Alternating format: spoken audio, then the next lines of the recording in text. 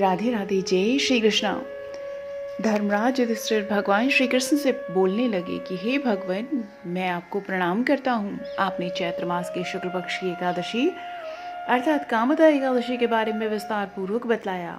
अब आप कृपा करके वैशाख मास के कृष्ण पक्ष की एकादशी का क्या नाम है, उसका महत्व क्या है, उसका महात्म्य क्या है, उसकी विधि क्या है, यह बताइए। भगवान श्री कृष्ण ने कहा कि हे राजेश्वर, वैशाख मास के कृष्ण पक्ष की एकादशी को वरथनी एकादशी के नाम से जाना जाता है। यह सौभाग्य देने वाली, सभी पापों को नष्ट करने वाली तथा अंत में मोक्ष देने वाली है। इसकी महात्म्य कथा मैं आपसे कहता हूँ। प्राचीन काल में नर्मदा नदी के तट पर मानधाता नामक राजा राज्य करते थे। वह अत्यंत दानशील तथा तपस्वी थे। एक दिन जब वह जंगल में तपस्या कर रहे थे, तभी न जाने कहां से एक जंगली भालू आया और राजा का पैर चबाने लगा।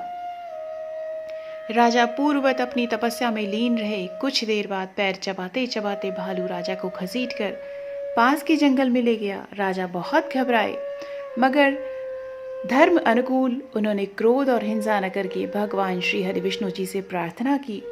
करुण भाव से भगवान विष्णु को पुकारा। उनकी पुकार सुनकर भगवान श्री हरि विष्णु प्रकट हुए और उन्होंने चक्र से भालू को मार डाला। राजा का पैर भालू पहले ही खा चुका था। इससे राजा बहुत ही शोकाकुल हुए।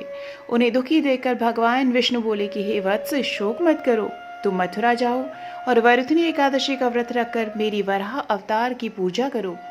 उसके प्रभाव से पुनः सुदृढ़ अंगों वाले हो जाओगे। इस भालू ने तुम्हें जो काटा है, यह तुम्हारे पूर्व जन्म का अपराध था। भगवान की आज्ञा मानकर राजा मानधाता ने मथुरा जाकर श्रद्धा पूर्वक वरथनी एकादशी का व्रत किया। इसके प्रभाव से राजा शीघ्र ही पुनः सुंदर और संपूर्ण अंगों वाले हो गए। इसी एकादशी के प्रभाव से राजा मानधाता स्वर्ग गए थे। जो भी व्यक्ति भय से पीड़ित है, उसे वरथनी एकादशी का व्रत रखकर भगवान श्री हरि विष्णु का स्मरण करना चाहिए। इस व्रत के करने से समस्त पापों का नाश होकर मोक्ष मिलता है। तो सभी भक्तजन प्रेम से बोलिए, ओम नमो भगवते वासुदेवाय नमः। ओम श्री हरि विष्णु। जय मां एकादशी।